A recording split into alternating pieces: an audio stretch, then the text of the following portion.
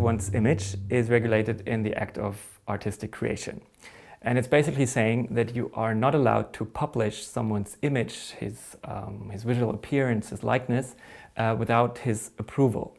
So if you're making a documentary and your plan is to go out on the street and just start filming random people, you have to be aware that you need their approval to publish this footage. Otherwise, you would violate their right. And that's, of course, can be very complicated and can be a lot of work to get all these approvals. From this approval requirement, there's 4 exclusions regulated in this act, which are very helpful for filmmakers. The first exclusion is that you are not required to get people's approval who are part of an event of significance to contemporary history. So whenever you have a newsworthy event, like for example, Theresa May is visiting Angela Merkel and they're having tea together, you can film this event without asking these ladies' approval. Of course, it is always the question what kind of event has a significance to contemporary history. Not all of them, of course. If just 2 random people meet to have tea together, of course you don't have an event like this and you need their approval. There's a lot of rulings and a lot of decisions by German courts about which events are of significance to contemporary history.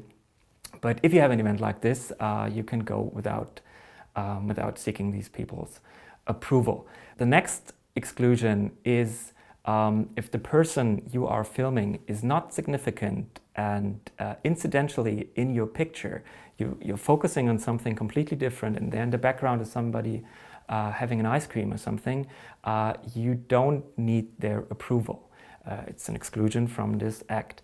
But if you are making a movie with a lot of investment, you never can be sure how a court would decide if there's really no relation between the person in the background and the focus of your picture. And so we, as a producer of commercial movies, we are very, very careful with this exclusion. And so therefore, we hardly ever use it. We always suppose that a court decide against our favor. And so we hardly use it and we try to get everyone's approval in the picture. The next exclusion is very, very important to the press and can be used by us as well. It's filmings or taking pictures of demonstrations, of public gatherings, of parades. If you're filming the participants of such a parade or of a demonstration, you don't have to get everyone's approval, because if the press would want to report about a demonstration, it would not be possible if they would need everyone's approval who participated in this demonstration, of course. And we can take a benefit from this exclusion as well. Well, if you happen to are filming a demonstration or so.